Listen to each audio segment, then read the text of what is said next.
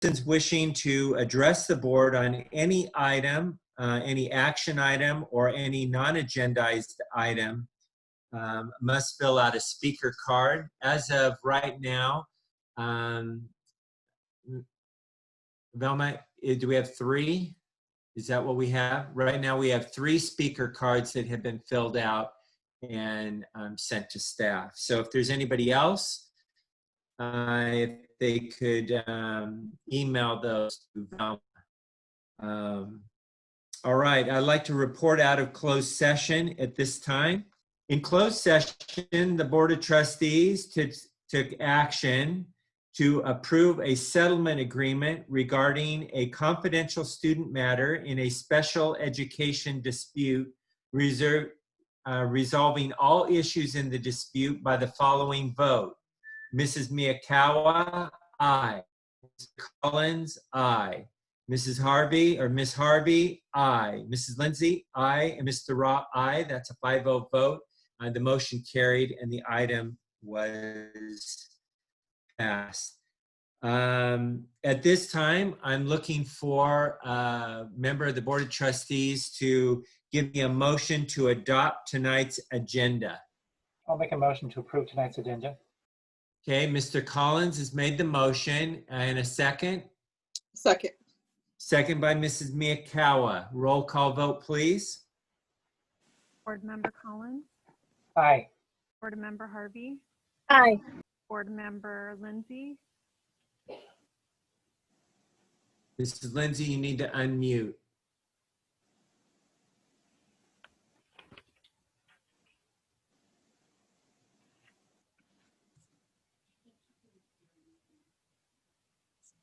I think she disconnected, so let's continue the roll call vote. Board Member Miyakawa? Aye. Board Member Raw? Aye, that's a 4-0 vote. The motion carries. The agenda is adopted. If all of you will please rise with me, we will now give the Pledge of Allegiance. Ready? Begin. I pledge allegiance to the flag of the United States of America and to the republic for which it stands, one nation, under God, indivisible, with liberty and justice for all.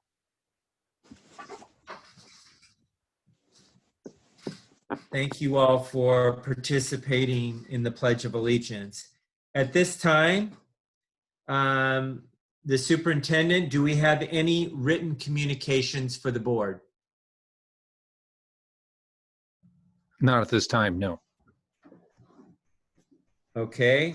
At this time, we have a public hearing for the Sylvan Union School District's proposed learning continuity and attendance plan.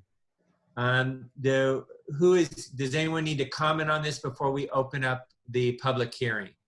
Again, I'll just make a brief comment and explanation. Again, the learning continuity plan was a replacement of the normal LCAP plan that the district is required to do on an annual basis. The difference with this plan, it really totally relates to the pandemic and dealing with learning loss mitigation and what plans that schools will be doing to support students in distance learning or in in-person learning. So the deadline for this is the end of September, and the requirement, just like the normal LCAP, is to present it to the board at a public hearing, and then at another board meeting, which we will have on the 29th, we will seek final approval and then submit it. All right, very good. At this time, we'll open the public hearing. Velma, do we have any speaker cards specifically LCP? We do Or not. will they fit, or do they need to fit under the public participation? We do not at this time. Okay, I'm seeing that there's nobody that would like to address the board on the LCP. We'll close the public hearing. At this time, item C under communication is public participation. Velma, who will be reading the 3 letters for public participation? Our superintendent, Mr. Frederickson. Okay, will be- Mr. Frederickson, go forward with public participation. Okay, we have three individuals that submitted comments, so I will go ahead and read verbatim what they submitted. The first comment was submitted by Mrs. Hillary Simonson. It says, "Good evening, my name is Hillary Simonson, and I am a parent of a second grade student at Crossroads Elementary. Thank you for giving me the opportunity to have my voice heard in front of those who are essential in getting our kids back in school. When school closures happened back in March, I think we all understood and were compliant because the virus was new and unknown. We all tried to do our part. We were told to quarantine for 14 days to flatten the curve and to prevent hospital capacity overload. What was told to us back then is, back then is no longer, and we in California are now living off of a color-coded tier system, which tells us what we are allowed to do. I don't know what happened to flattening the curve and making room for ICU beds, but we have drifted so far beyond that. It's time for us to take a stand against the restrictions that are hurting our community. Last week, Placer County Board of Supervisors voted to end the county's COVID-19 state of emergency. Their supervisors said, we're over this. It's time to get back to living. Our emotional, financial health, all of those have been lost in great measure and severely damaged by these lockdowns. This is exactly what our country needs to do in every county across the state of California. We cannot keep living in this state of shutdown and virtual learning. We are suffering mentally and emotionally due to the last 6 months of isolations. This needs to end. Stanislaus County is currently in the purple grid of Newsom's tier chart. This only means we have to apply for a waiver to return to in-person instruction. It does not mean we cannot return, only that we have to apply. We have seen schools in our county and other counties who are in purple over the last 2 weeks applying and getting approved. And I am sitting here wondering why Sylvan District has yet to do so. Ripon, Oakdale, Escalon, and Big Valley have all applied for waivers. And so far, Ripon and Big Valley have been approved, with Big Valley beginning in-person instruction yesterday. I was told yesterday in an email from someone at the district office that so far only private schools have been approved for in-person instruction in our county. First, this is not true. And second, yes, some private schools have been approved because they have applied. My question is, why are we not applying? Why do schools need to be on the extreme end of safety when kids are the least likely to contact COVID as well as pass it? I believe that COVID is real and we should do our part in not infecting those around us, but the extremity in which schools are wanting safety seems absolutely absurd to me. It almost seems as though the safety measures we are wanting to put in place are impossible. I am speaking to you from a place of honest desperation.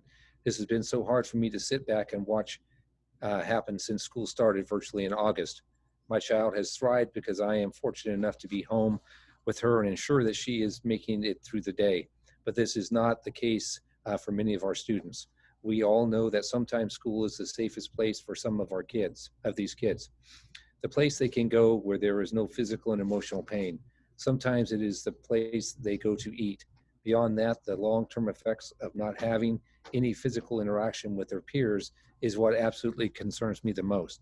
Most of our kids have had their sports yanked from them. They can't go to school and experience the normal interaction they would with peers their age, and therefore they are stuck in their house with no physical activity or interaction. When it comes to the livelihood and mental and emotional health of our children, we should not be scared of stepping on toes. We should be doing whatever is in our power to make sure they thrive. There's absolutely nothing about distance learning that is thriving. I am not saying that the teachers are doing a terrible job because they are not. I see the hard work and dedication they put into what they're doing every day, and it isn't either for them. It isn't easy for them either. Every teacher I have spoken with wants to return to the classroom. Trying to juggle their classroom kids with their own kids has been a huge hurdle. I can't imagine being in their shoes, and I would not want to be. You are all the decision makers and you have the power to do what is right. Thank you for giving me the time to express how I feel, and I plead that you make the right decision. Please apply for a waiver, and please put our kids back in school, and back in school the right way. They don't need to be on an AM, PM schedule.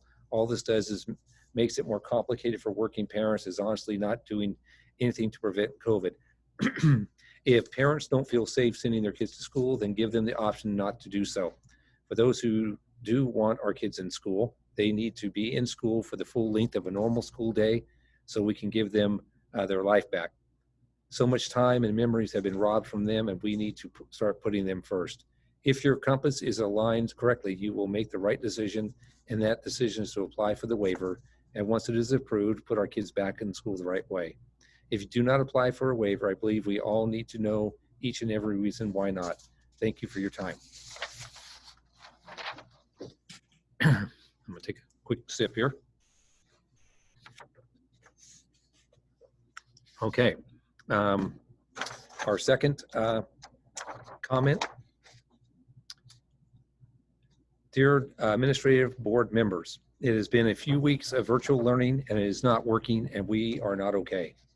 Each day is a struggle, especially with 3 kids. The meltdowns and frustrations of not understanding a math lesson or technology failures. I am only one person and each kid has their own class agenda. It takes all day to complete their work, longer than a regular class day plus homework. It is absolutely heartbreaking watching them struggle. My oldest in junior high has emotionally been hit the hardest. She has made great strides last year working with the school's resources, Read 180 program and tutoring. This distance learning has shattered all the work she did previously and destroyed her confidence. Children belong in school. Virtual learning was supposed to be an option to families that felt unsafe re-entering schools. And as this can remain an option, in-person education is the only option for many of us. I truly feel that children are not getting the same education virtually as they would in person. Stores are open, daycares are open, professional sports has resumed. The fact that schools remain closed is baffling. My youngest preschool allowed her and several kindergartners to remain in their program for working parents, allowing distance learning for them with Chromebooks, which has helped me focus on my 2 older kids. These preschoolers and daycare children are doing great. If preschoolers can manage, I think you need to have a bit more confidence in our older children as well. Local private schools such as Big Valley and Modesto Christian have resumed in-class learning, which has me to wonder why public schools could not do the same. I work as a registered nurse and have been at the forefront facing this pandemic head on since March. I am lucky my administrators are accommodating my work schedule to assist my school-aged children through distance learning. The hospital and our staff have done an amazing job helping our community through this. But we are failing our children. Their social and emotional health, struggling with virtual learning, needs to come to an end. And that was from Kristen Curtis, a parent at Savage Middle School. And then comment number 3, dear board members, superintendents, principals, and all those making decisions that affect my child's education, mental and social health. I wish I could be there to speak to you in person. However, due to the current circumstances, this will have to suffice. I plead with you to apply for the waivers to reopen schools. I have 5 children, all in your district, and I am seeing the effects that are negatively weighing heavily on their education, mental, and social health. I am a certified teacher who is now a stay-at-home mother. I sit with each of my children, helping them navigate the demands of honors classes down to TK.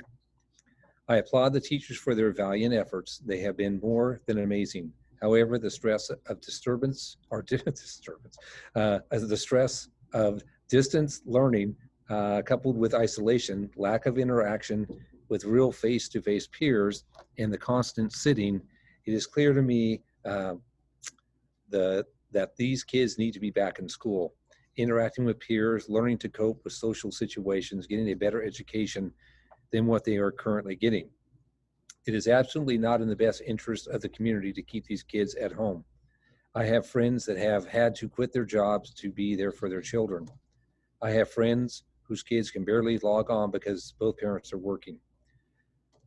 This has gone on long enough. I have a second grader who lost the last third of his very critical first grade year, who is now trying to navigate his second grade year this way, and is absolutely a waste of time. I fear he will lose another whole vital year. With the one-on-one I am giving him, he will be okay. But what about those that do not have what my son has? If the waivers can be accepted, we should be putting these precious kids back into schools where they will be able to thrive once again in a safe learning environment. If you say you have their best interests at hand, then please hear us parents who are living with these children and open the schools. Thank you for your time. We appreciate you and all you do for our children.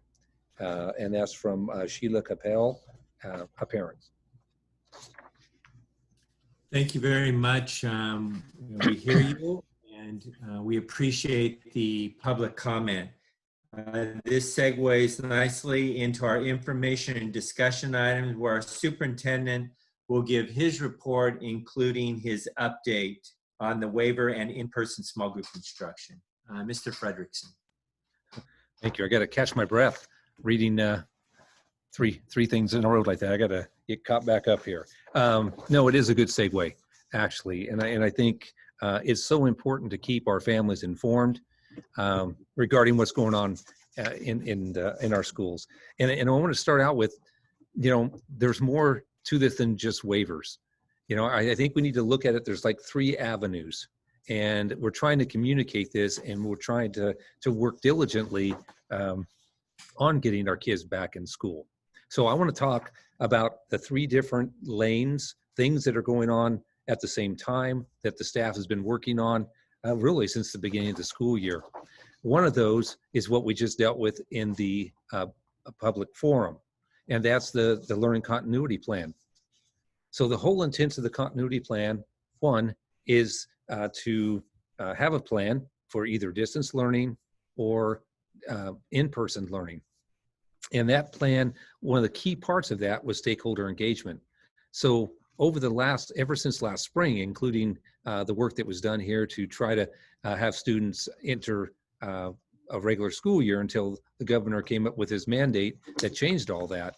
And so working with that plan, we've engaged with our stakeholders, we've gone back over surveys, and we've outlined, one, how are we going to promote our distance learning program and engage students? And then we've also built a plan in there for how are we going to reintroduce our students back into in-person learning. So we've gathered a lot of input over especially the last several weeks that went into that plan, and that's all outlined in that document. So that's a very good reference. Okay, the next lane is the waiver process. So that goes back to the governor's mandate, and again, it aligns with I've had numerous conversations over the weeks. I network with superintendents every week regarding this issue, and touch base with our county office on ways that, one, when would we even be eligible for a waiver? And that door has opened. Again, the formula, you have to have 14 running days of less than 200 per 100,000 being identified with the COVID. So yes, we have dropped below that, and we have been working on that waiver. We've been seeking input. In fact, one of the requirements of that waiver is to engage in consult with your labor partners. And we actually started that process this week. And we've been using the process with our local, with our learning continuity plan to engage with our other stakeholder groups. So we really have made some pretty good progress in gathering information that way. Let me just go to briefly talk about the waiver. It's a TK through grade 6 waiver. It is an application process. Again, the goal of the district team at this point is to put together the application. We will be presenting to the board at our special board meeting on the 29th, a draft of the waiver. again, we just want the board to see what our plan is, what our intent is, and then once we go through that, we'll submit it the next day. So our goal is to get the waiver submitted. It goes first to our own county level, and then once they approve it, it takes about 3 days, it has been, for the local county to approve the plan, and then it goes to the state level. And again, we're seeing different timelines with the state level. We've seen some of the schools in our area that applied and they've already been approved. And yet I just checked yesterday, some of the others that have applied are still pending. And again, I don't know the logistics behind that, why some have been approved right away and some are pending. Our goal is just to submit the waiver and then let it, whatever decision is made through the state to come back. Again, some of the things that take time though, again, it's not just filling out a piece of paper. You do have to come up with a plan. And some of the biggest hurdles with that is dealing with the testing for students and staff. And there's been a lot of dialogue in our county about that. And again, we've been working through the logistics on that. We're looking for other private contractors that could provide the testing. What we found out from our local county is that there were 3 testing spots available, and they have the capacity of about 150 assessments a day. But that's for the whole county. And that includes all your first responders. Yes, our school personnel are important, but they are a tier lower than our first responders, our healthcare providers. And so those groups have first priority on test results. That doesn't mean we possibly can't go through that process, but we have to research that, because the staff, you're required, every employee has to be tested every 2 months. So you have to develop a plan on how, we have close to 900 employees. So we have to look at the capacity of how do we address that. So, and we're working on it. We're looking at options. We're researching that. And so, we'll outline in our draft our best plan for that. Again, there's parts in there about cohorting, and that is very important. How are you going to bring students back and ensure that those cohorts don't mix? And, just logistically, you got to look at a bathroom. How are you going to ensure that you're going to have adequate restroom facilities? And when you're looking at a facility the size of ours, most of our school sites, how are you going to generate the logistics to ensure that students follow all of those protocols and they stay within their cohort? So, again, all of those things, it's not just a simple process. You really have to analyze, and you certainly don't want to put something in a plan that you cannot do. And so we are taking our time in that aspects, making sure we have that lined up. But again, as far as the waiver, our goal is to continue to work on that. We will bring it to the board on the 29th for your review, and we will submit it the following day.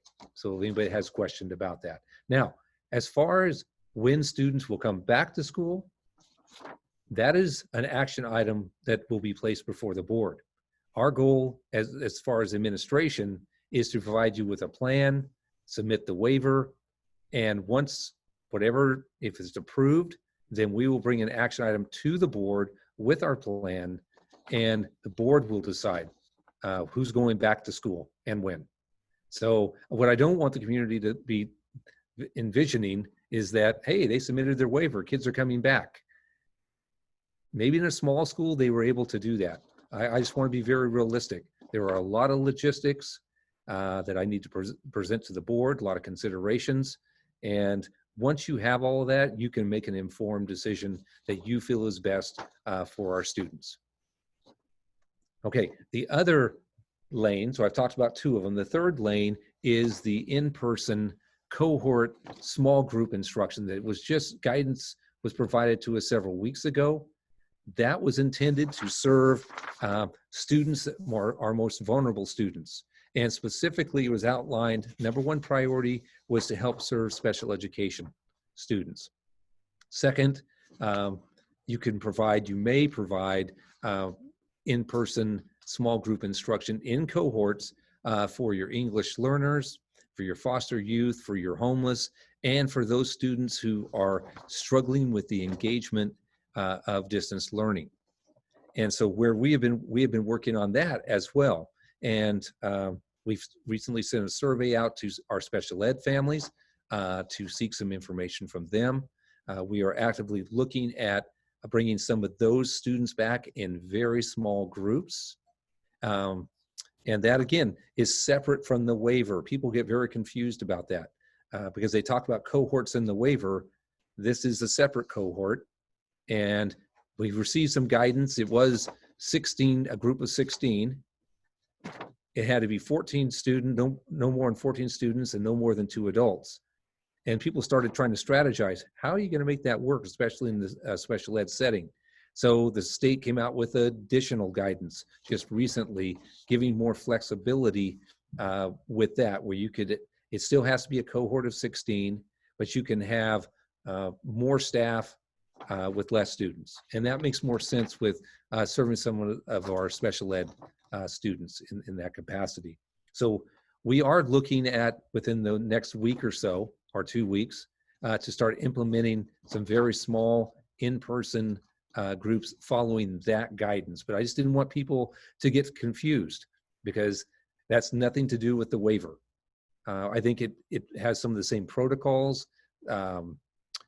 What we're looking at is, can we try to implement some of the same things we put in the waiver logistically with small groups and start iron some of those things out as we work on the plan to bring back to the board.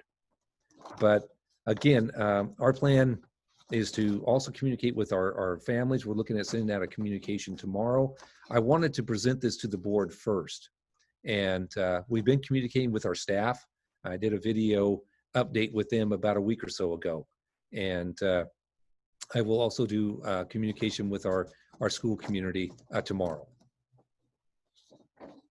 Thank you, Mr. Thank you. Frederickson. I appreciate your update on that. So the ball is moving forward. We're going through the process. We're getting the paperwork done. We're filling it out.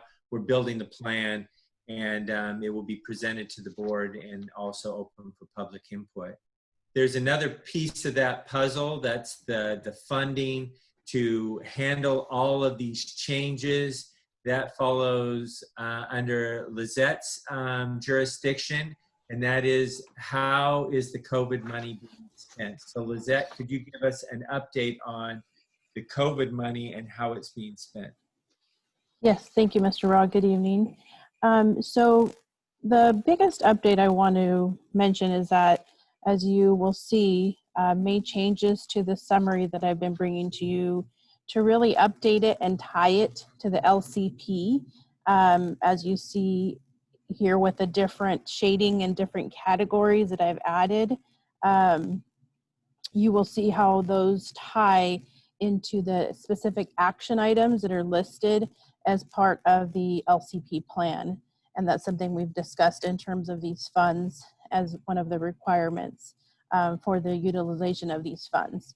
So that's the first big distinction that you probably noticed with again, the color codes, the headings there in the different blocks. And then off to the left, the LCP action that I've identified it to, for example, the very first one, DL for distance learning, action item number 1, and that's in the order that they're listed in the LCP plan. So as we worked on that LCP, we worked in conjunction with all of our staff here at our leadership to have that cross reference of this list and also tie it to what's listed in the plan. So at the very top, I have a couple other things that are updates as going forward. That second column we had as actual and requested, and then the next one after that was potential. These have been updated to be more representative of what we have going on now, being spent funds that have actually been paid out or that have been encumbered, set aside, and then what's remaining still that's in process. So those are the two categories that you see there. At the top for 2019-20, we have $429,282 attributed to the 1920s, and you can see that's all under distance learning actions. And then everything else falls under 2021 as we work on the 4 different areas that are as part of the plan: distance learning actions, in-person actions, pupil learning loss, they're in purple, and additional actions, they're in the shaded orangish color. And you can see the total for 2020, we have 1.1 of actual and encumbered, which is a spent column, and 3.4, which is budgeted remaining, that's in process, things that we are in the process of working towards, or just amounts that have been set aside for anticipated expenditures as we work through the plan and the different needs. So for the 2021 year, we have a total of 4.5 million there. And then you can see that that 4.5 together with the 429,000 from 2019-20 give us a grand total of 5,020,548. That amount was also updated and actualized to the actual amounts that were updated and we received. So that represents the whole amount there. And you can see that update from the previous report, we have accounted for all of those funds as they've been all listed in the LCP plan. And we are listing there specifically also the resources to help tie to a lot of the action items and things you'll see brought forth with the resource numbers listed. Those are the 2 numbers, counting resource numbers specifically tied to these learning loss mitigation funds, or you'll probably hear us now a lot with using the LLMF, new acronym for funding, which as of right now need to be spent by December 30th. So that is my update. I'm happy to take any questions. Mrs. Miyakawa, any questions regarding funding, COVID funding?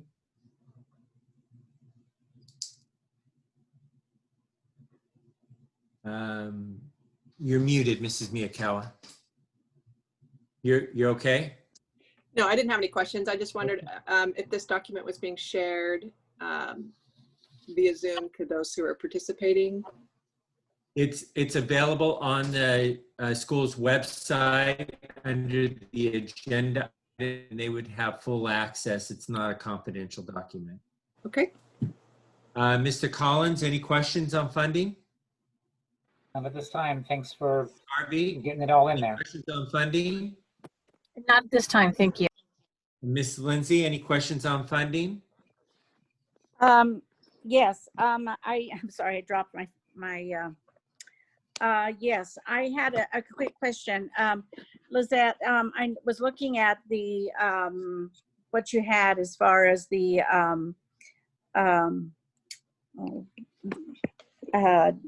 plexiglass and stuff like that. How is that? I'm kind of concerned that that's going to be enough to cover all of our areas. Is that just certain areas, or is that like dividers between chairs, the students, or what? How is that? We have, some of it's not like for the plexiglass for the students or the potential barriers for the students. It's not specifically spelled out in here, but we have those figured into, you know, the in-person sanitation, safety. So we've built those into some of these categories that we're still kind of have general categories for these expenses, but those are definitely expenses and considerations that we're looking at in all of the classrooms as well as the office spaces. So that they're going to be dividers between the kids, right? Is that what you're saying? We're still discussing that as one of the options. Okay, what I just want to be sure is that we save enough money to cover that, because we're talking a lot of classrooms in this school district to be able to build the right amount of dividers. Absolutely. We are looking at that consideration and factoring that in. Okay, thank you. Very good. Thank you for that report. Item C under item number 9 is safety and facilities updates and board questions. Lizette, did you have anything you wanted to bring up? If not, I'll look to board members for questions. I just want to mention the USAC modernization is winding down this week. We have the punch list walkthrough inspection scheduled for next week and a board visit for the end of September, beginning of October possibly. So I'll be coordinating and working with Velma to get some dates out to see what dates we can coordinate that with the board. Okay. All right, questions. Mrs. Miyakawa, any questions? Mr. Collins? Miss Harvey? Miss Lindsay? Yes. Okay, go ahead, Miss Lindsay. Yes. Just went right out of my head. I remember that in reading that you had one of the questions that came forward to you was about using maintenance and repair in a certain way, and you said we have used all that up on USAC. Is that mean that we do not have any money in maintenance and repair, or is that was I misreading that? That was specifically for modernization funding for that question. We have another resource 8150, the routine restricted maintenance contribution that we're required to make. And we have ample funding for all the projects and maintenance for this year in those funds. But the modernization is depleted. Correct. With USTAG being the last project of modernization, those funds have been depleted as of this point. And as a reminder, we're awaiting reimbursement from the state. Could come in the next 4 to 5 years. That's uncertain time frame, but that would be the next big infusion of funding that would go back into those funds for future projects. Okay, and refresh my mind. Were those from part of the bond money that we had, or is that money that we had set aside? The reimbursement of those funds that we're expecting, Yes. I would have to go back and specifically look. Those all happened before my time. And I'm not sure exactly where the source of funding came for each of those. There's one of them is this USAC mod, and then there's 2 other older projects that happened before that. But I can give you that information. Okay, thank you. All right, very good. We're on to action item A, student discipline matter for 2019-2020 number 3. Looking for a motion to approve the recommendation presented for readmission. I'll make a motion to approve the recommendation of the panel. Second. Mr. Collins votes aye, makes the motion. Mrs. Lindsay makes the second. Roll call vote, please. Board Member Collins, Aye. Board Member Harvey, Board Member Lindsay, Aye. Board Member Miyakawa, Aye. Board Member Raw, No.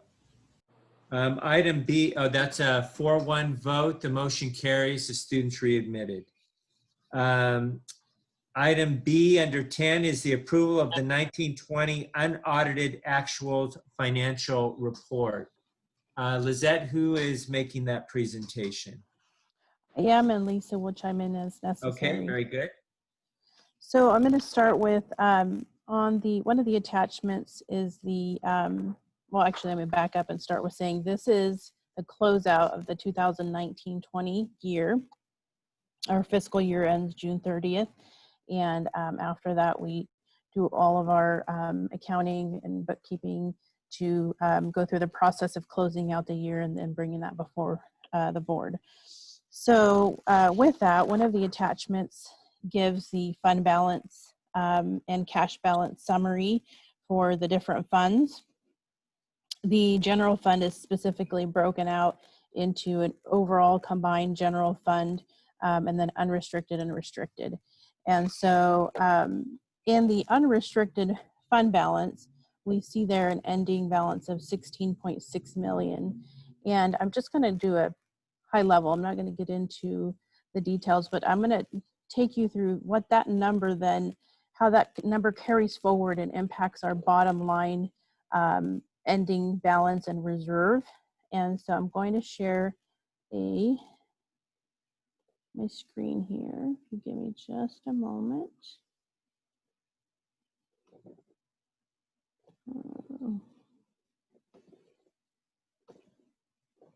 Okay, so this is the document that I was referring to, and this is the 16.6 million here fund balance for the unrestricted side of the general fund.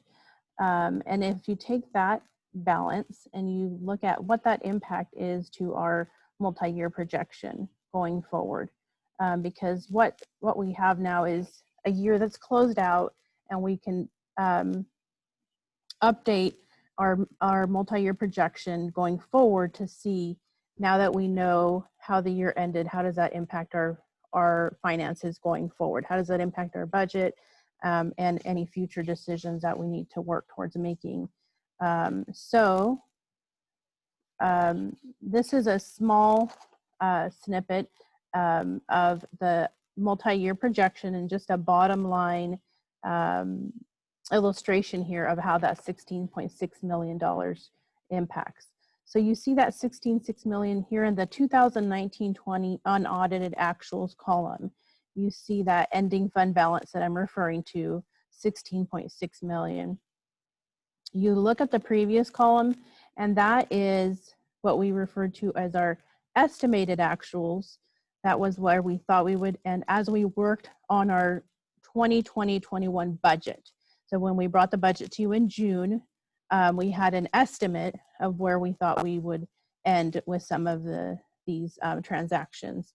And so that was projected to be at 12.7 million. And you can see, compared to 16.6 million, that's 3.8 million higher than what we had anticipated at that time.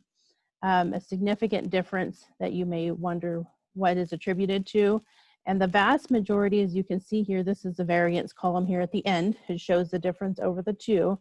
And you can see a very large amount here in revenue, 1.6 million is attributable to special ed. And then down in the expenses, also a large amount is attributed to special ed and the expenses on the special ed side. And a decrease, flip through my page here, a decrease of 1.4, just under 1.5 million on the special ed contribution, which are the expenses. So between those two combined, we're looking at about 3 million of that $3.8 million change. And a lot of that, while it's very significant, is information that we await to receive from the SELPA, from the County Office of Education. And we have limited control over those figures until we receive those final figures, which was particularly, I think, impacted by the unknowns of COVID as well. So once we receive that final information, then from the county, we can make our final entries and know what our true costs will be. So while a significant change, it is a favorable change to our bottom line. Some of the other smaller impacts, although still worth noting, is our RMA contribution, which is a routine restricted maintenance contribution that I refer to. And that is a calculation of our expenses. So when our expenses go down, then that contribution requirement goes down, because that's 3%. That went down just under $150,000. And then, so that it makes up really, oh, I'm sorry, one other thing, it's not specifically penciled out here, but you saw in the COVID update, $429,000 that are COVID funds that we transferred against those funds also resulted in savings to the general fund. And then here you notice then that the 3.7 million is also mentioned here and noted, I should say, that is due to unspent monies on textbook adoption. I want to note that that is simply just between fiscal years, because a lot of that material was received in July. And so because it's July, it's considered the new year, and we have to book that as a 2020-21 expense.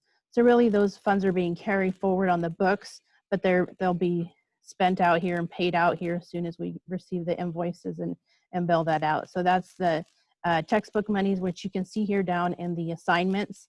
is about $1.1 million that are set aside, designated for that use. Okay.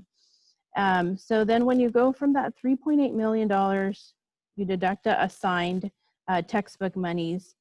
Then you come down to, in the orange here, unassigned balance increase of $2.8 million, which takes us from a 8.5% unassigned reserve to an 11.93% reserve, increase of 3.4% to our reserve and bottom line. And then you see the combined there going from 11.5 to just under 15%. So again, a positive increase to the end of the year, and the next steps will be then completing a complete multi-year projection, which shows all of the unrestricted detail as well as the restricted detail, bringing forth a combined multi-year to present to the board as we begin to have budget study discussions for the 2021-2022 year, and some of the fiscal impacts that we have begun discussing as we look at that year. And Eric will talk more about some of those dates in the board calendar. But this basically will give us an updated place of where we are now that we've closed out our books, and obviously putting us in a better starting place.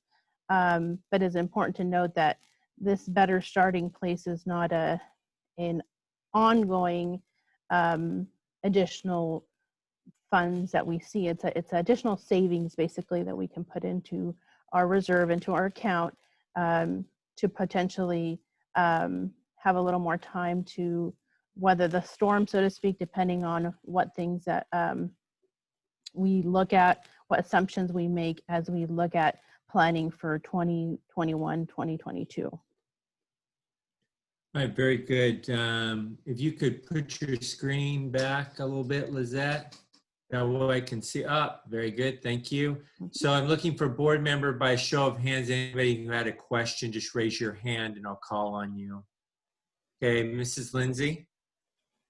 Yes, Lizette, in that column that you have the red or orange, isn't that kind of misleading? Because that's money that we didn't have to spend this past year, but it's spent.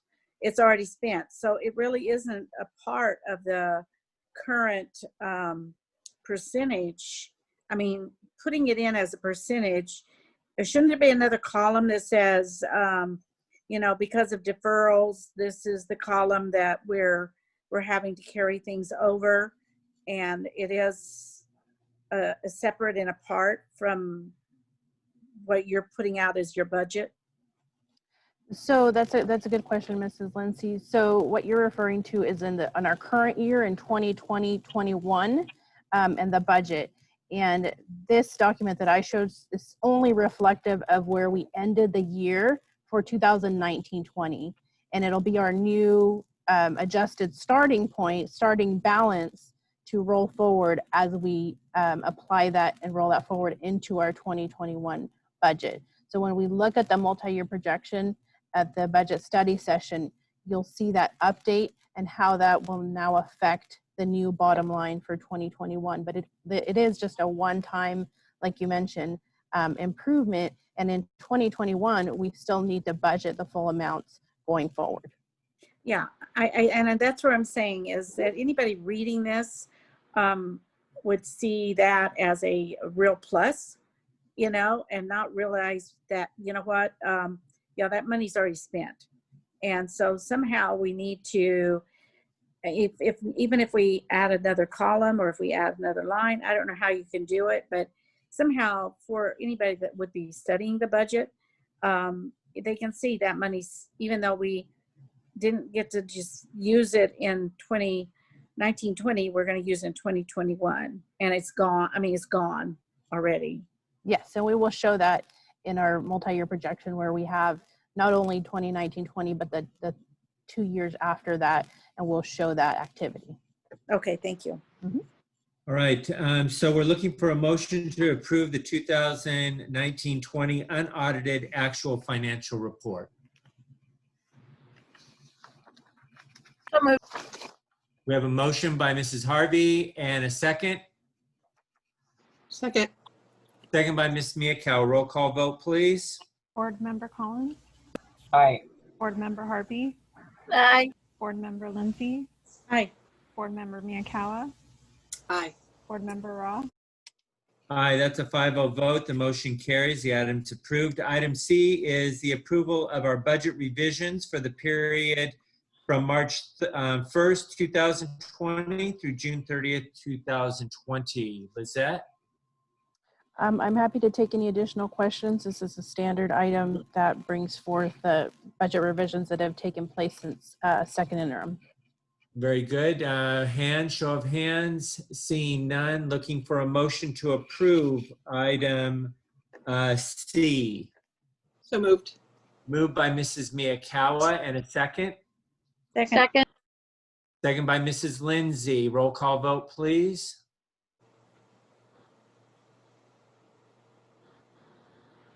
Velma, you're muted. Velma, you're I'll say muted. aye. Board Member Collins, Aye. Board Member Harvey, Aye. Board Member Lindsay, Aye. Board Member Miyakawa, Aye. Board Member Raw, Aye, that's a 5-0 vote. The motion carries. The item is approved. Item D is adopt a resolution 2020-2021, number 7. It's the GAN limit appropriations. Any questions by fellow board members? This is an annual document that comes to us, unless Lizette wants to add anything to it. I'll make a nothing motion to additional. approve. So, okay, Mr. Collins wants to make a motion. Is there a second or any questions? Seeing no questions, there is a question? Or No, second. second by Mrs. Lindsay. Roll call vote, please. Board Member Collins, Aye. Board Member Harvey, Aye. Board Member Lindsay, Aye. Board Member Miyakawa, Aye. Board Member Raw, Aye, that's a 5-0 vote. The resolution carries and is adopted. Item E is adoption of resolution 2021, number 8. It's the week of the administrator, Mr. Frederickson. Yes, it's so nice to take time. A lot of times we deal with business, but it's nice to take some time just to recognize the efforts of our professionals in our school district. In the month of May, we have time to recognize our teaching staff, our classified employees. That's a set aside time. In October, there's been a time set aside just recognizing school administrators. And, I've only been in the district a short amount of time, but just in this short amount of time, I have just been so impressed with the team that's in this district. And whether it's the administrators here at the district level, whether it's at the site level, the hard work and dedication for their work and the love of students. I had the pleasure of meeting with this group prior to school starting, and we talked about just the start of the school year. We got to know each other a little better, even though it was challenging during this distance time where we can't get together all in one group. But I just learned a lot about them and their love for children and the love they have for working with staff. And I just appreciate the board letting us put this resolution before you just to officially recognize our school and district level administrators. Thank you, Mr. Frederickson. And I can echo that. And to all of our administrators out there, we truly appreciate you. And we know that you're out there on the front lines at our school sites. And we're very appreciative of that. We're looking for a motion to So moved. approve today's resolution to recognize our administrators. So moved. We have a motion by Mrs.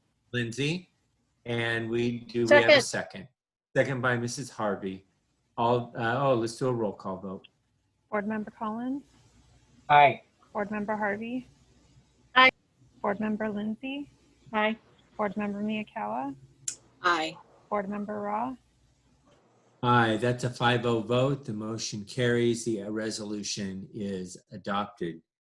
We're going to move on to our Red Ribbon Week resolution. Who's going to be handling that? Is that into your department, Mrs. Granger? Or, oh, Carrie Albert. Here I I- am. I was looking for you on the screen. And I said, Carrie, go off to my favorite burger joint. Yeah. But yeah. no, she's here. So go for it, Carrie. Okay, so thank you for allowing me to bring this resolution before the board. So over 30 years ago in 1988, the National Family Partnership sponsored the first National Red Ribbon Celebration. Today, the Red Ribbon serves as a catalyst to mobilize communities and educate youth and encourage participation in drug prevention activities. So October 23rd through the 31st, 2020 has been declared National Red Ribbon Week. The theme this year is Be Happy, Be Brave, Be Drug-Free, and it's recommended that the Board of Trustees adopt the resolution 2021, number 9, declaring October 23rd through the 31st as Red Ribbon Week for the Sylvan Union School District. Thank you, Ms. Albert. We appreciate you presenting that and look forward to this on an annual basis. Looking for a motion to approve the item. So moved. Moved by Mrs. Miyakawa. A second? Second.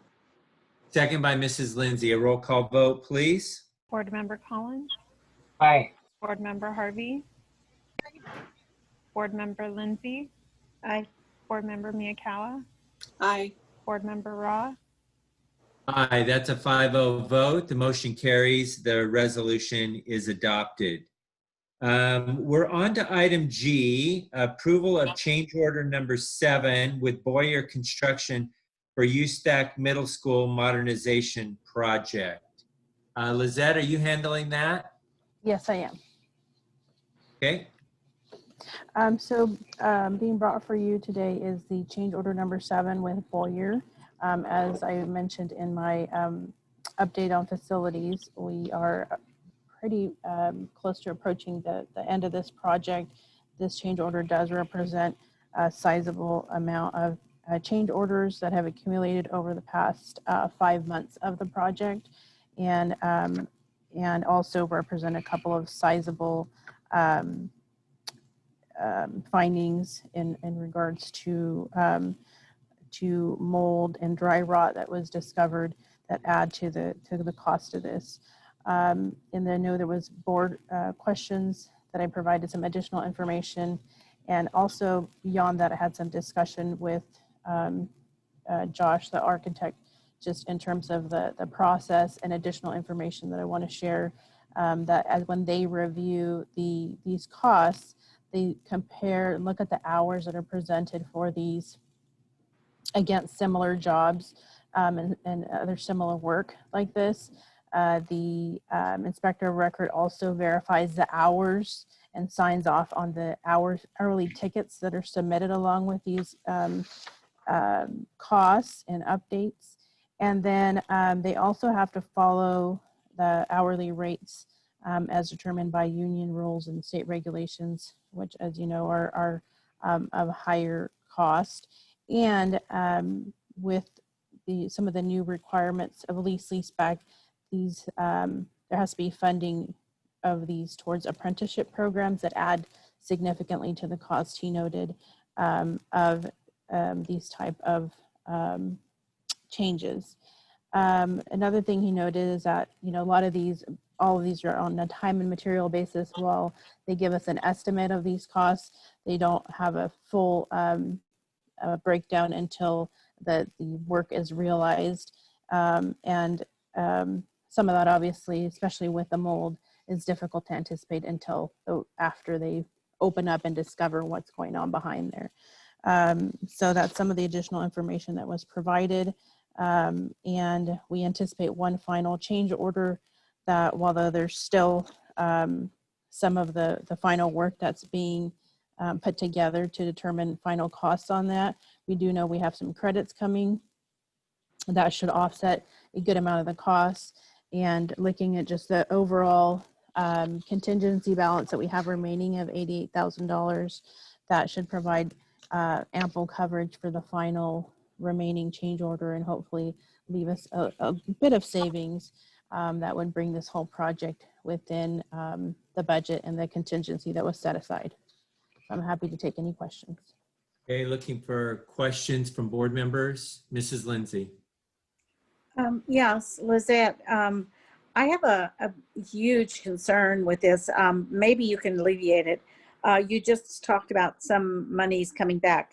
Is this like a maximum amount of money that we're allocating for this project? And that if they should find that they don't, I mean, I guess what concerns me is if I were going to hire somebody to do work for me, I would certainly want them to know what they're doing before they actually gave me a quote on how much it's going to cost. You know, if they don't know what's in there, what kind of molds in there, what's kind of, you know, situation they're running into, and they're just basing it on work they've done in other places, it doesn't seem like a very smart thing for us to do, to just say that that we're going to allocate, you know, $71,000 to this project. Could you, you know, kind of reassure me that, you know, that there's a possibility we might not be spending this much, or are we going to be spending more? Yeah, this particular change order is for work that is complete, and it's gone through the process that I described as the process of reviewing and going through all the backup that goes along with presenting the final cost for each of these individual change orders that I listed out, I think it's 15 or 16 of them, that all are complete, they're done. The architect and the inspector have reviewed everything, signed off, and given us a final cost for these. And that, Okay. so this won't change. This 71,000 is final cost for these change orders. Okay, and what was the comment you said that there might be one other change order? There will be one final change order that will be coming to the board to close out the project. And that's, we already know we have some change orders that have credits, for example, for the locker room floor, of some changes that were done there, and we'll be getting credits back. And then we also, I mentioned this in one of the Friday updates, there'll be costs associated with making changes in the vestibule restrooms of the gym multipurpose in the front. They had to make some adjustments there, and there'll be some costs for that. So we know that those are coming, but we anticipate that a lot of that might get netted out. There may still be some additional costs, but that would be covered, more than sufficiently covered, with the remaining $88,000 that we have left in the contingency funds. So Lizette, in essence, it's not completed yet. I mean, you say it's completed, this is the amount of money that they've come up with, but that's not accurate, because you're saying that there's possibly spending another $17,000 or $18,000 for things that we don't know might be there. The work that's listed on, outlined here in each of these PCOs, we call them proposed change orders, that work is completed.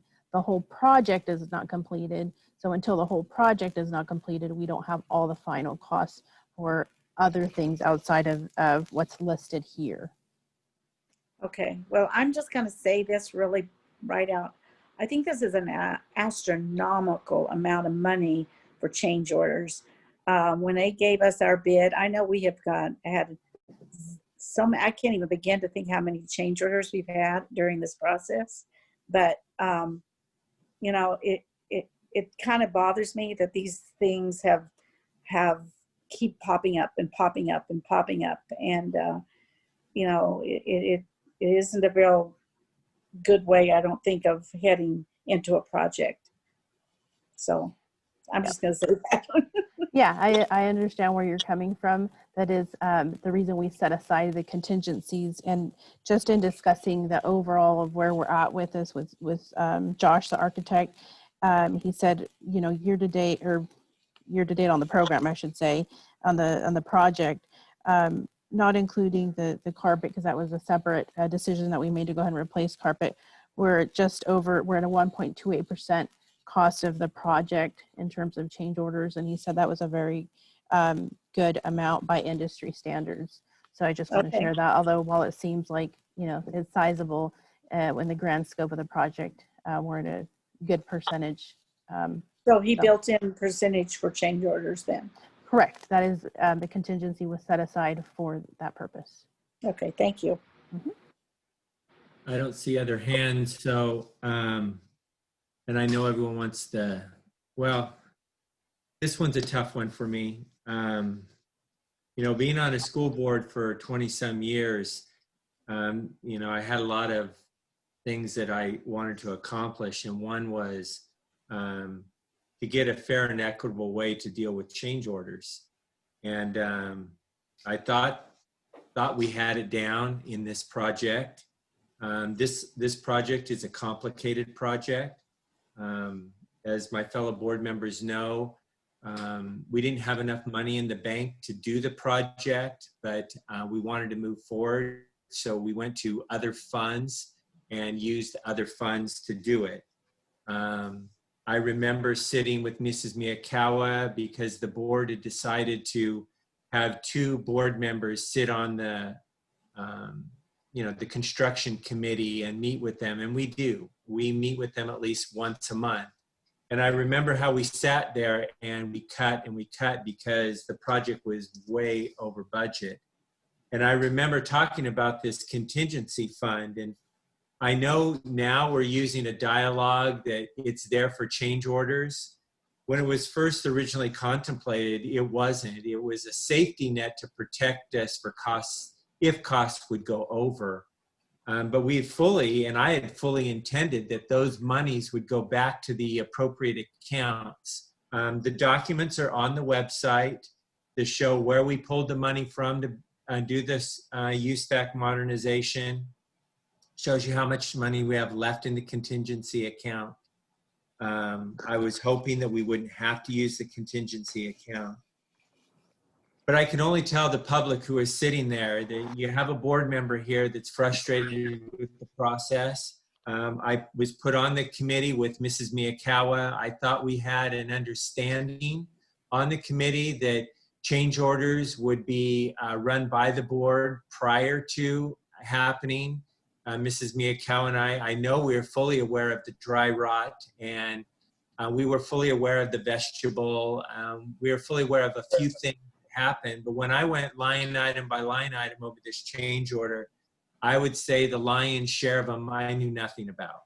And that whole process of not having the board informed of a change order ahead of time, agreeing to purchasing, and then not even having a price until the project is over. And basically, I understand your comment from the architect that it was a fair price, but they're making up the price now after the fact. And I would just say that if I was building a home and had a remodel, and I presented it that we're going to make a change, number one, the owner would have to approve of it. And 2, the very first question the owner would ask was, after they said, what are you going to do?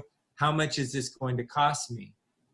And it's almost like it's backwards. And I don't really know what to do anymore, other than the fact is we're on our last project now, and I don't want to sit here and feel like I'm beating anybody up, but the process is broken.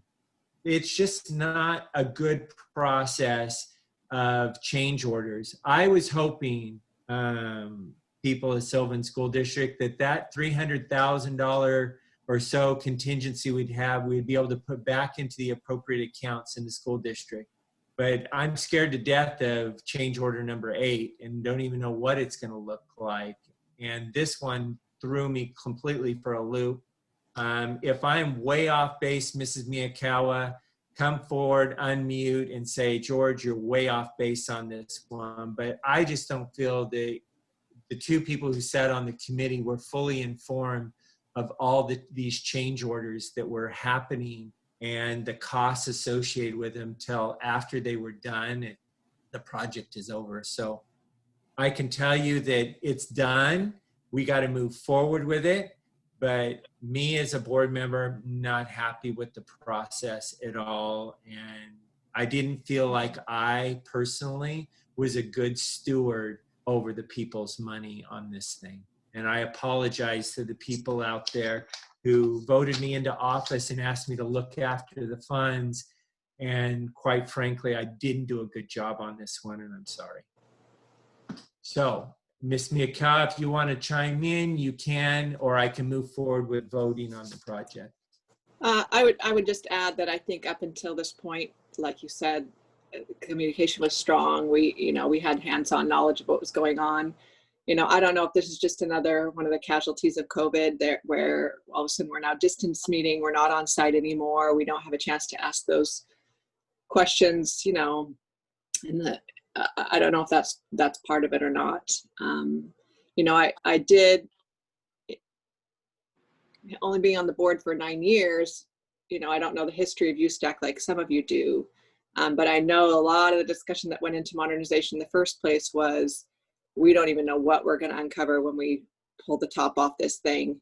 And so there's a part of me that's very relieved that the whole house didn't cave in on us, because that's almost the feeling I got going into it, that we could have some serious problems. So I guess, having some of these big changes at the end, I guess I was front loaded with some of that information that this might happen.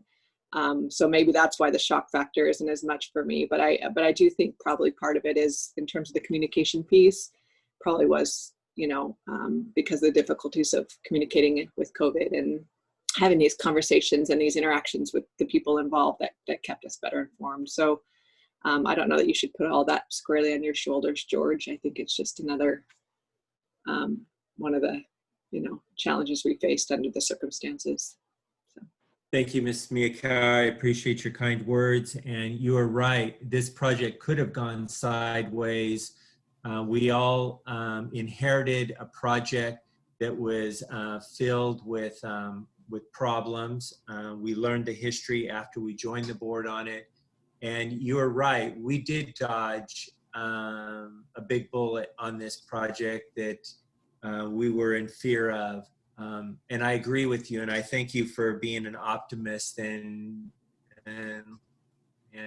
pointing me back towards optimism, which I try to be an optimistic person. But sometimes you need someone under each arm to say, okay, you're overdoing it a little bit here. So let's get back to the business of the board. Item G is the approval of change order number 7 with Boyer Construction for a USTAC Middle School modernization project. Yes. I'm so sorry, Mr. I just had a quick question about this. Harvey. Sorry, I had my hand up. It's hard to tell. So my understanding is, again, you guys, I'm even newer. USTAC is, like you said, it was kind of like when we kind of pulled, we knew there was going to be issues. We weren't sure. So that contingency was put in there. I mean, and it sounded like, the team was really good in place. We just didn't know what we were going to get. It's like, pulling that onion apart. You don't know what's underneath all those layers, and until you get there, and then dry rot, more. Okay. So, but it had been 25 years, right, since the school had done anything major to it. Is that my understanding? No. Yeah. No. 30. No. It had been 30 years? No, George. No. Okay, Miss Lindsay, how long has it been? Well, the school is about 28 years old, but we have had numerous problems with that school from the day it was built. Okay. From the AC to leaks to you just name it. There's been problems with that school. So It's not this board by far. No, it's been. No, and I guess that's what I'm.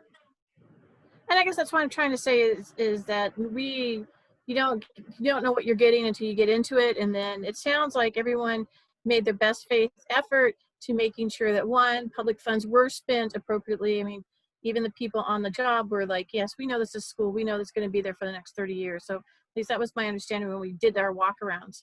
So, I mean, I think that, yes, it's a shock, but I think that we should feel really confident that we have the systems in place now that we won't get what we got the first time we built the school. That the systems are in place. We had the checks and balances in place. We had the architect. We had the walkthroughs. We had 2 board members to really kind of shepherd this process through. It's a big animal, and the fact that we had so many people kind of help herding this animal, I think, is something that, you know, we should feel good about. And yes, it's a big chunk of money, but I think it's money that was really well spent in the long-term best interest for the school and the people within the community. So I just wanted to put that out there. Thank you. Thank you. Mr. Raw? Yeah, I- go ahead. It's me. I just wanted to say I appreciate you being so open and sharing how you feel about this. I have worked to try to keep the board informed, and but clearly there's something that we need to work on to improve, and I'm happy to work with you and the board or the committee to look at how we can do that, because I felt that we had a good system as well, like you mentioned, until, you know, hearing from you recently, feeling like we need to make some improvements. So I'm definitely happy and open to do that and look at ways to improve as we go forward. May I Great, may I say something? Was that, having been here the longest and being here when all this was started, I think it's just a level of frustration, not only because of COVID, because we're all, you know, confined and all these things, but, you know, this school has, you know, over the years had so many multiple problems. And I guess we were hoping that some of those problems have been taken care of, and evidently some of those reoccurred even in this new modernization. So I think it's a frustration. I don't mean to put down, you know, the process or anything. I understand that things happen, but I do agree with Mr. Raw. I think there was an understanding that it was the contingency fund was money in, you know, in case we went over, not necessarily a big wham at the end with a bunch of change order things. So anyway, you know, it's done, and we had to do it, and the school has to open. So I think we just have to move forward from this point and not point any fingers or anything. All right, so we're looking for a motion to approve. So moved. Moved by Ms. Miyakawa, and a second by Mrs. Lindsay. Roll call vote, please. Board Member Collins, Aye. Board Member Harvey, Aye. Board Member Lindsay, Bye. Board Member Miyakawa, Aye. Board Member Raw. Aye, that's a 5-0 vote. The motion carries. The item is adopted. We are moving on to item H, which is approve the agreement for hand sanitizer program with Cintas Corp. I may have butchered that name, and I apologize. Cintas. So. No, you did good. So I have provided some information, previous Friday updates, as well as here in the narrative, walking through this hand sanitizer program option with Cintas. And essentially this would put a hand sanitizer dispenser into every classroom, office, and shared spaces that we have throughout all of our schools and in our departments, and would secure a hand sanitizer supply that we would receive through Cintas. Through this agreement, it is a 3-year agreement, as I mentioned, with a low minimum that, based on our projections, we anticipate having no concern with meeting that minimum, even as we go down the road and the need for some of this potentially goes down. There's still a need for hand sanitizers as we currently use right now in our cafeterias, and we'll probably still continue to use in a lot of our shared spaces as just good sanitary practices. So we've done comparisons. I've given you the comparison information, and Cintas was the best overall, not just in terms of price, but just in presenting a whole program that would provide a wide and constant supply to all of our school sites and departments. One option that I was asked to look at was also the option of having the stands as opposed to the wall-mounted dispensers. There was a significant cost to that, and so that is not the recommended option from staff at this time. But happy to hear any other further comments or questions from the board on this or any of the other details of the program. I read through the contract, and it's a 3-year contract. And if you exit early, you have to pay a penalty. So I thought a lot about this, and I'm for it. Don't misunderstand me, but I believe we could make a good case using COVID funds for all 3 years.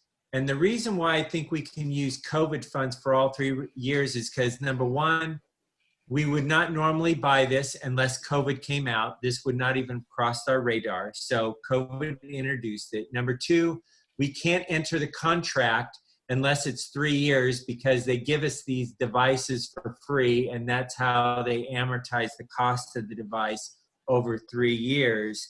So I think it is reasonable to say that this contract is 100% COVID driven for the 3 years. And then I know they require us to buy their product from them. That's why it must be a 3-year.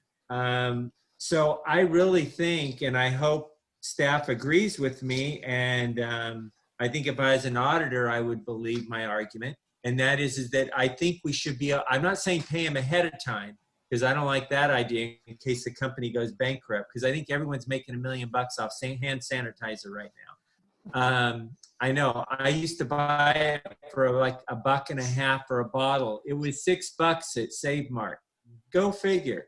My point is, I think we should be able to use COVID money on all 3. I'll just leave it at that. I don't want to throw a big discussion about it, but please do your best argument to pay for this over the long term. The reason I say that, I don't want hand sanitizer dollars out of my kids' education, taken from my kids' education. Let COVID pay for hand sanitizer. So looking for a motion to approve the hand sanitizer. I have a question. I have a question as well. Buy the hand sanitizer, Mrs. Lindsay, for the district. I think you're feeling a little flush, right? No, I don't think I want to do that. Lizette, I was just wondering, is that one of those that you put your hand under and it sprays into it, or are we actually, is it a pump kind? It's pump. The pump. Sorry. Okay, now let me ask you, how sanitary is that? I mean, where every child touching it, will it? I don't understand the idea behind it being sanitary. Well, it's a pump, and I talked through some of that. The automatic dispensers are battery operated, and with the high volume that we would anticipate these needing, would require probably a weekly replacement of batteries in all, hundreds of dispensers throughout the district. But even though they're the pump ones, I mean, the student or staff would, pump that in and touch it, but then sanitize following that. So those are widely used, by many places. That method, it's just, one of the 2 options. Again, the other being a lot less just Well, it makes a lot practical. of sense. It makes a lot of sense. I don't want to buy batteries, but I do. It works, Mrs. Lindsay. You and I, when we put hand sanitizer on, we grab the bottle with our hand and we squirt it in, and then we put it down, and then we wipe and hand sanitize. So it's going to be fine. It will be okay. It will be. Mr. Ryan, do you have I'm looking for a motion to approve hand sanitizer for the district. Mr. Rye, I do have a Yes, comment as go well. ahead, Can Mr. you Coleman. actually see any of us? I don't know. 'Cause- I can see you. I just Okay. didn't know hand sanitizer was going to be so controversial. It's not controversial. It's a question. Cleanliness is next to godliness, Mr. Raw. I love I love a good OCD guy for cleanliness. Yes, and anytime you talk about batteries, there are positives and negatives when it comes to that. That is true. Oh, But I will say was that yes, you've been waiting for that for the dad pun for so long. So Lizette, I will say that I support the decision not to move with the portable, or not to go ahead with the portable ones. I purchased some portable hand sanitizer dispensers for my programs, and they are not widely utilized because there are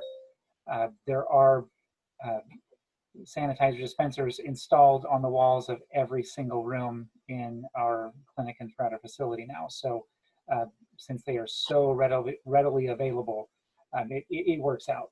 It works out well. So thank you. And We with have a that, motion. I will make a motion to approve Thank the you, Mr. purchase Collins. of hand sanitizer. Second. Second. Second by Ms. Miyakawa. Roll call vote, please. Board Member Collins, Aye. Board Member Harvey, Aye. Board Member Lindsay, Aye. Board Member Miyakawa, Aye. Board Member Raw, Aye, that's a 5-0 vote to bring hand sanitizer to the Sylvan School District. All right, item I is approval of Christy White Associates to conduct the Woodrow Elementary Modernization Project performance audit. We just had to do this at another school. Now they're moving on Woodrow. Is that right, Lizette?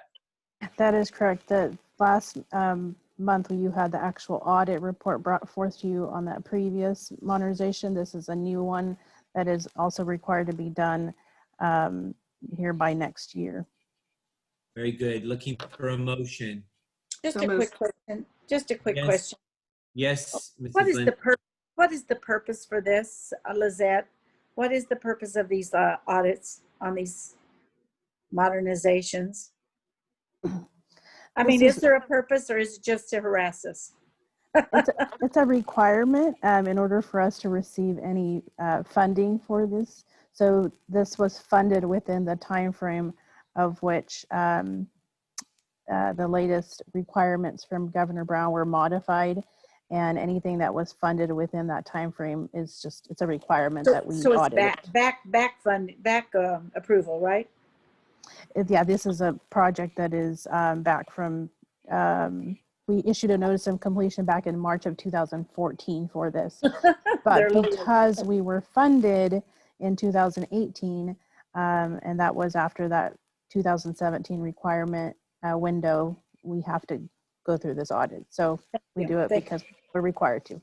Okay, thank you. I second. Mrs. Lindsay, when you have time, it's a simple answer. The auditing group has a lobby group.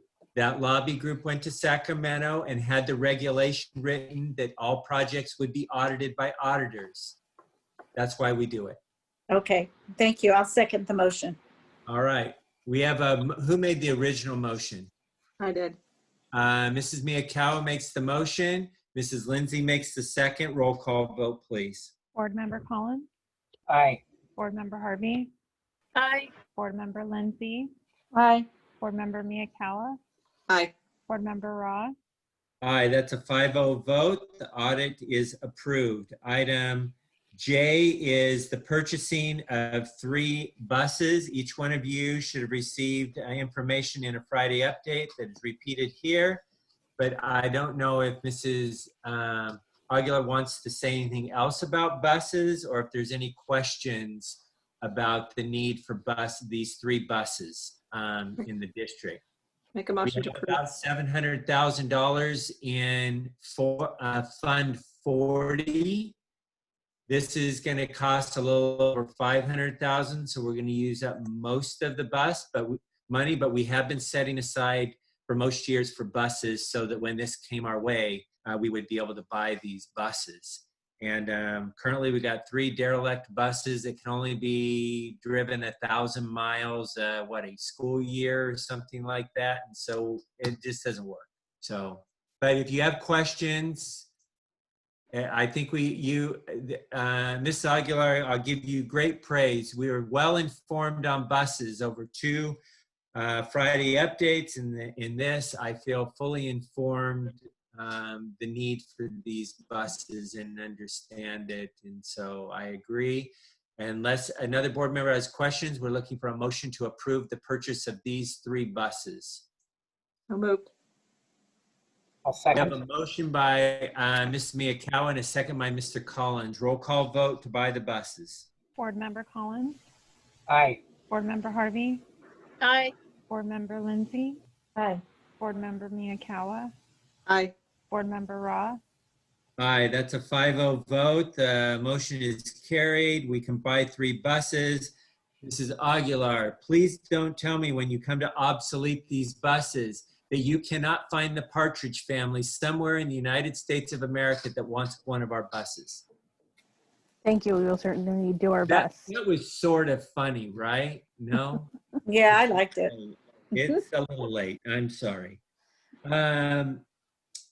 Item K is adopting 2021 board meeting schedule. Do any board members have any questions about the board meeting schedule that's laid out that we're going to adopt? And then Velma is going to be happy because she doesn't have to deal with this thing any longer, right? It's raw. Yeah. Oh, yeah. Go ahead, Mr. Yeah. Frederick. I was looking at the June 2021, and we have on there the traditional LCAP approval process. That's not happening this year, so we could take that off.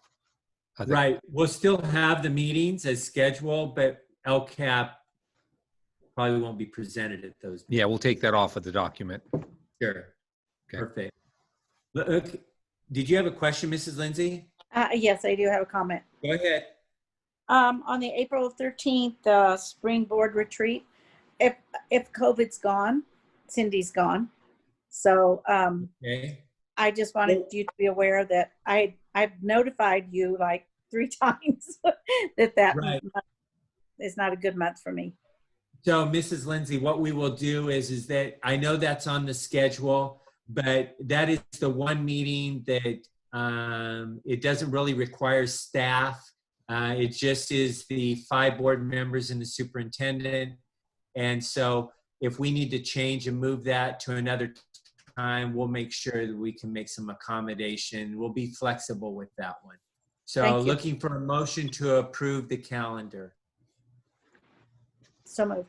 Moved by Mrs. Harvey, a second by Mrs. Lindsay. Roll call vote, please. Board Member Collins, Aye.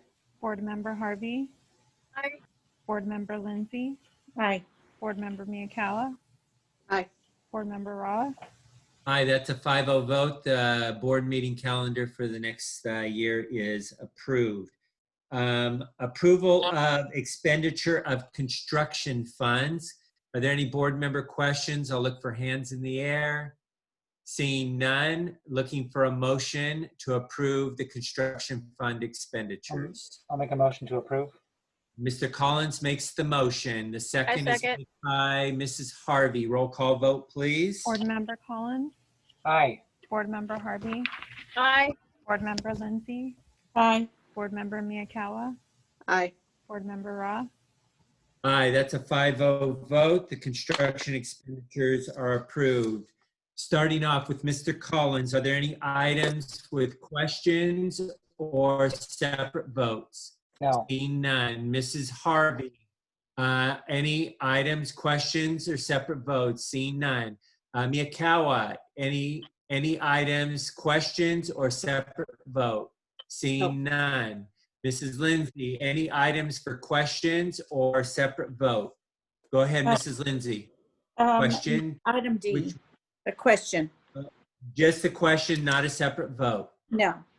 Okay, so there's one item that we will be dealing with, which is the obsolete textbooks. Mrs. Lindsay, your question, please. Yes, I noticed in one of the updates that there was a discussion about, there was nothing to be able to be done with these books. And I was just thinking, I remember back last year, or was when we had the Paradise Fire, a lot of things like this got burned. And I know there's huge fires in Colorado, there's huge fires in Washington, in Oregon. I don't know what you could use our books, maybe even over near the coast where so many things have been destroyed. I don't know if they could use those, because I'm sure they're not going to be able to, a lot of them are not going to be able to afford to do the adoption this year. And I would hate to just, get rid of these books simply because we don't know where to send them. I just would like to know they went to good use. I know they're obsolete. All right, Ms. Granger, any comment? You're muted.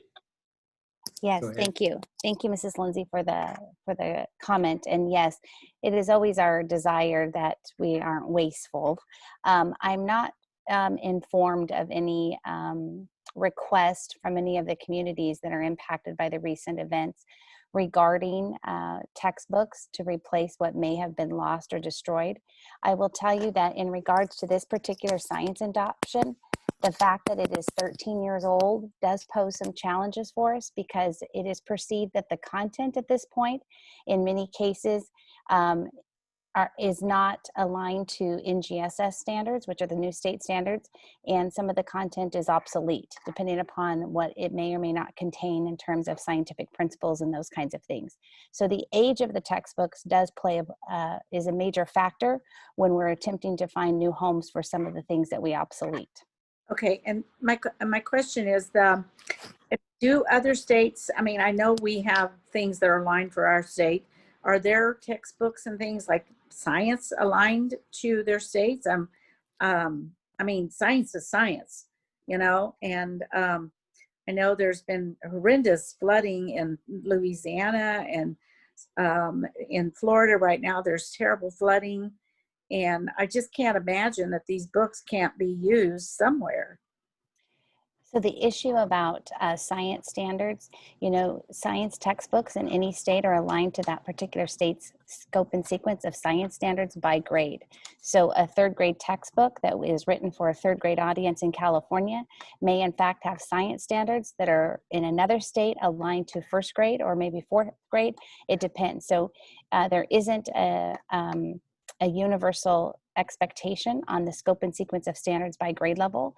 And again, the issue of the publication date, when we reached out to our book distributor that works on behalf of communities or private schools or various agencies, they usually go through a book distributor if they're inquiring as to how they can get their hands on textbooks.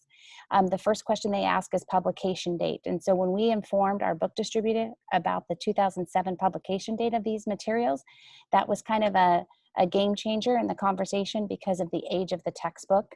But in regards to other states perhaps being able to use our textbooks, I don't know if that would be appropriate or not.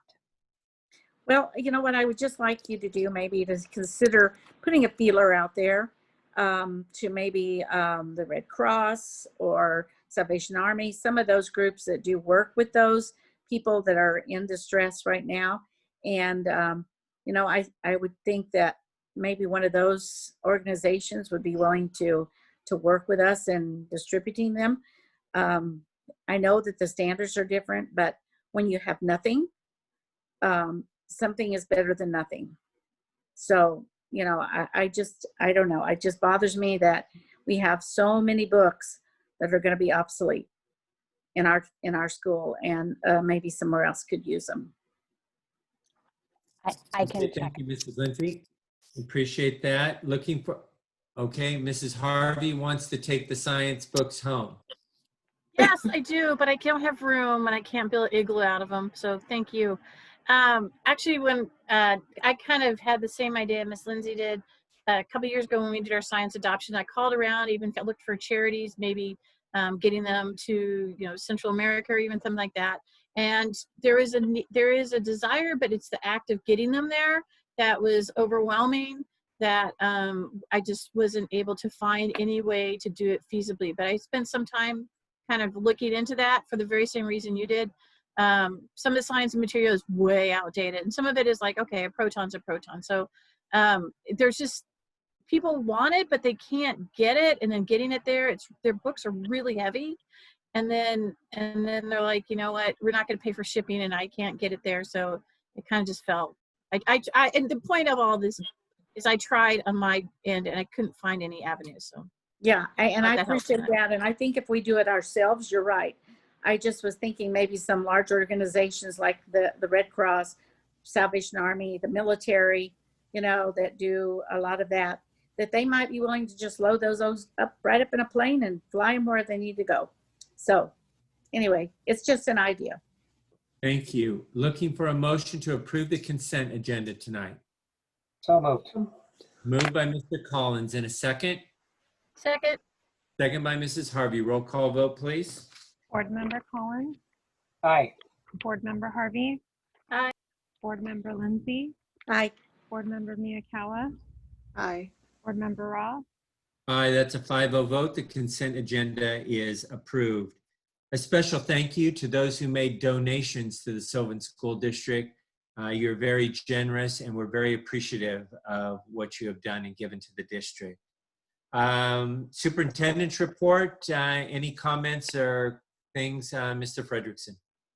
No, I have no further reports. Okay, very good. To keep one final thing before we go on to future items, as many of you know, the Sylvan School District, with the retirement of Mr. Collins at the end of this year, the election, nobody put their name in. So we had a failure to elect. As a result of that, the Sylvan School District will need to appoint an individual who lives within trustee area 4. Those packets have already been sent out to all the school sites. They have been sent out. If I'm incorrect, you can correct me, Velma. They've been sent to everyone at Somerset, Standiford, Coleman Brown, which is Mr. Collins' district. They have been put at the school site offices and posted there. I think they've been put onto our Facebook. I'm not sure of that. You can confirm whether that has happened. Everything has been emailed out so that people know the packet. If you live in that district and if you qualify, it's all on the paperwork. Please submit an application and the board will go through the process. All the timelines are in the process, in the packet, just letting you know that that ball is already rolling so that you're aware of it. And if you have any questions, just please reach out to the district office and they can point you in the right direction. It's also on the district's website. Mr. Ra, Yes. am I allowed to be the newest person on the board? If anybody wants to send me an email and ask what that's like, I'd be more than happy to share with them because I had my trepidations. I don't know. So if anybody's interested, they're definitely welcome to send me an email at charvey if they're interested. Because since I'm new, I kind of have a what the process was for me. Very good. Thank you. Future agenda items, we'll have a special board meeting on September 29th. We'll keep you informed of that. And our regular board meeting will be on October 6th. Yes, Mr. Frederickson. Yeah, Mr. Raw, I'd like to also recommend at our October 6th board meeting, you had discussed the idea of having more frequent budget studies. And I think it might be a good idea. We might want to do a budget study on that October 6th date. Okay, we can do that in your planning session when we plan the agenda. Okay, that'd be thank good. All right, thank you all for joining us tonight. We appreciate all your good work and services. Thank you to our administrators. Thank you to our teachers. Thank you to our staff, everyone who keeps our schools clean and sanitary. And thank you, moms and dads. As a grandparent, I am helping my grandchild at times, and I can tell you, my heart is with you. My heart is with you, and it's a challenge at times. We look forward to the day when we can all reunite again on our beautiful campuses. Thank you all. Be safe out there, and we'll see you at our next meeting. Thank you. This meeting's now adjourned.